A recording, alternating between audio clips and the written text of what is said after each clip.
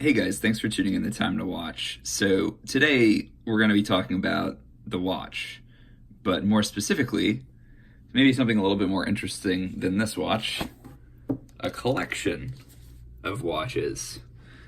So today I'm doing a video on my collection. One of the most frequent comments I get in the comments section of my other videos is, please share us a video of your collection. So I figured, all right, let's do it. So, got all my pieces out today, and I'm just gonna give you guys a little backstory on why I have these, what I looked for in my collection, and what I think constitutes a good collection. So you'll see I have a few different models here, but very concentrated on two brands, namely Rolex, as you can see, but also we have AP back here. With the Royal Oak. So when I've started collecting, I had a number of different brands in my collection, like Tag Heuer and Breitling, and I just found these watches never to really tick that itch that I'd always had, and the quality of them was almost lacking in many ways as well. You know, they didn't keep as good of time as a Rolex does, of course. They used ETA movements, so they weren't in-house truly, like Rolex and AP are. And I'm not trying to bash these other brands. They make great watches. It's just those particular ones that I had didn't do it for me. So I ultimately took the dive and I purchased a Submariner, which you won't see in this collection. I actually sold it for this Sea Dweller here. So I originally purchased a Submariner and I loved it. As my collection grew, it just didn't really do it for me anymore. So I traded it up for this Sea Dweller here. The Sea Dweller 4000 was released from 2013 and ran for about 2.5 years, or sorry, it was 2014, I believe. And it ran for about 2.5 years. So it was the shortest production model ceramic Rolex that Rolex has made to this date. Actually, that may be usurped by the Blue Dial white gold Pepsi, because that was only out for like a year. Maybe not even. But anyway, in stainless steel, this is certainly the shortest production run stainless steel Rolex. I also found that with its thinner lugs, it fit my 7-inch wrist much better. And it also has sort of a matte dial. It doesn't have the Cyclops. And like I said, it actually is a bit narrower than a normal sub. And that was always my complaint with these 6-digit Rolex cases like this GMT-master, is that they're maxi cases and they're a little bit wider than their 5-digit brethren from back in the day. So anyway, that's sort of a long story short as to how I got to this Sea Dweller here. But the story of my collection is that it's been acquired through multiple trades, because if you buy the perfect watch that you will hold on to the rest of your life the first time around, my congratulations to you. That generally doesn't work that way. So the Sea Dweller, that was actually one of my later acquisitions of this collection. Of my current pieces, the first watch that I got here was this Audemars Piguet Royal Oak, which I got in 2014. This is the 15450. It's a 37 mil. Another trait that you'll see throughout my collection is that I prefer watches that are under 40 millimeter in size. So the larger 15400, which is 41 millimeter, probably wears more like a 43, is much more popular, but I just didn't find it to fit my wrist very well. So I didn't get it. So this is more like a Rolex 40 millimeter. If you look at it next to this Sea Dweller, it looks pretty similar in diameter. So this is technically a women's watch if you want to get into the weeds about it. But you you look online, there are tons of men who own this watch, and it's basically the same size as a Sea Dweller, which is like the most masculine Rolex you can get. So I would not worry about it. Anyway, beautiful case back movement on this watch as well. AP really does great work, and I can't operate my camera very well. There we go. Look at that. One of a kind. Anyway, so that's the AP Royal Oak Gerald Genta classic design. It's up there with the Nautilus. It just hasn't appreciated like the Nautilus has yet, but I think it will eventually. And it doesn't matter because the finishing on this watch is really impeccable. It's beyond what Rolex it really is capable of. All hand finished, and it's a great watch. Like that watch, I've always liked the Genta inspired designs. So this may not seem to be a particularly popular choice within Rolex, but it's a watch that's really dear to my heart, and it's the Rolex Datejust Oyster Quartz. Can't you see these two watches are very similar in design in that they have an integrated bracelet.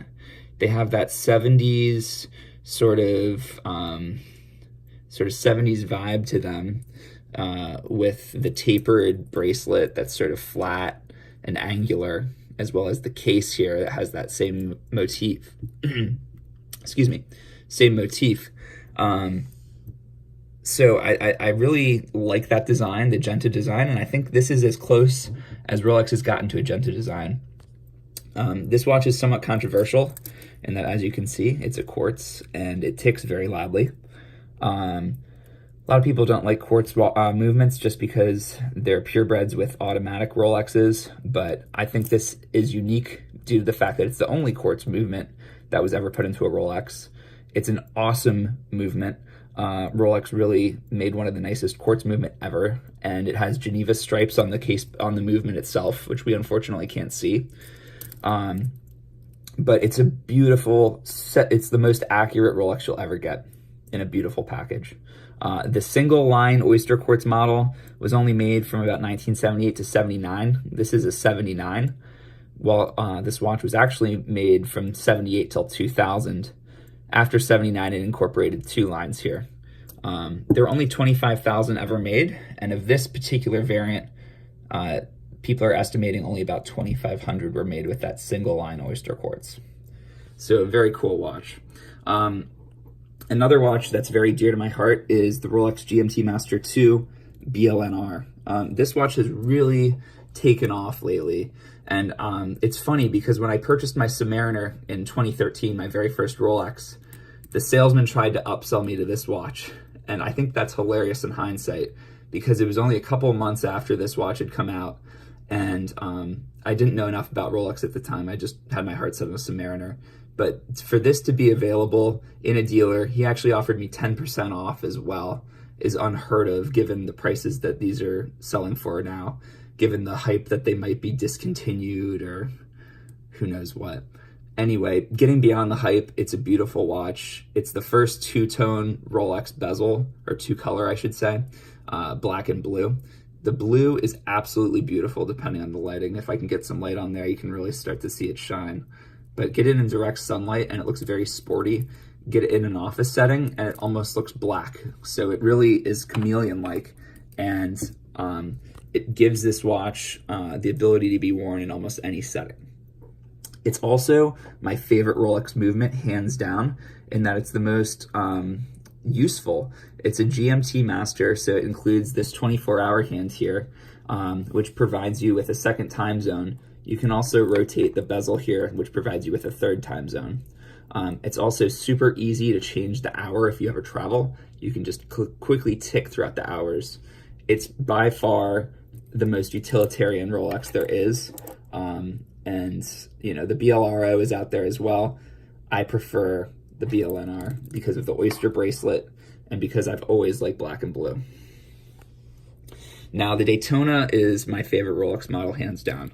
And my passion for it started out with the stainless steel. I was really looking at the 116520 originally. However, it never really sung to my heart because it had the silver registers, and it was kind of blingy looking with the polished lugs in addition to those silver subdial registers. So my heart really fell for the Zenith Daytona, which is this model, where it has these sort of whitish yellow registers and it has the brushed lugs. I felt that since the Daytona is a sport watch, this is the sportier version. And I always thought that it was a bit smaller. And like I said, I kind of like smaller watches. Anyway, this watch, when I purchased it, was 2016, and I got it online from a very well-known dealer, and at the time, it was actually just a fraction of the price of a new 116520. I shouldn't say a fraction, a pretty substantial fraction, but a little bit off. And if you followed the Daytona market since that time, the prices have absolutely blown up. And I got this basically 2 months before the stainless ceramic Daytona came out. So my timing was really, really great on this one. I bought it the second I saw it online, and I don't think I would have gotten it had I not. I mean, even though I got a great price on these, Daytonas were still hot back then, and it was hard to come by a Zenith even at that time. This is now my favorite Rolex by far. This is the white gold ceramic Daytona, which came out at Basel 2017. This watch is just incredible. I've had it now for about a year, and I think it's the best Daytona ever. I mean, you can argue that the 4-digit ones are better, but technicality, aesthetics, design, durability, all of the above. This is my favorite Daytona Rolex has ever made, and arguably one of the best dials that Rolex has ever made. Certainly in the modern catalog, I think this is the best dial that Rolex has ever made. It's so dynamic. It has the sunburst. It's actually called a steel dial, but it has like sort of a sunburst effect to it. And the way that these Panda subdials play against it is just incredible, along with the black bezel and the black Oyster Flex bracelet. It's a sight to behold. It's a very hefty watch, and I really like the heft of it. And I mean, let me tell you guys, this is my favorite Daytona. There's a lot of hype about the stainless ceramic ones. It's a bunch of baloney. This is the one to have, in my opinion, and it's only a couple grand more. So if you're willing to pay, what it costs to get a stainless ceramic Daytona, why not consider this one? Anyway, guys, wanted to show you guys my collection. Let me know what you guys think in the comments section. I'd love to hear what you think I should add to the collection. If you think there are any things that maybe I should sell. What's the first watch of mine that you'd get rid of? Anyway, I'd appreciate your guys' comments and opinions. Thanks for watching. If you like this video, please like and subscribe. Take care.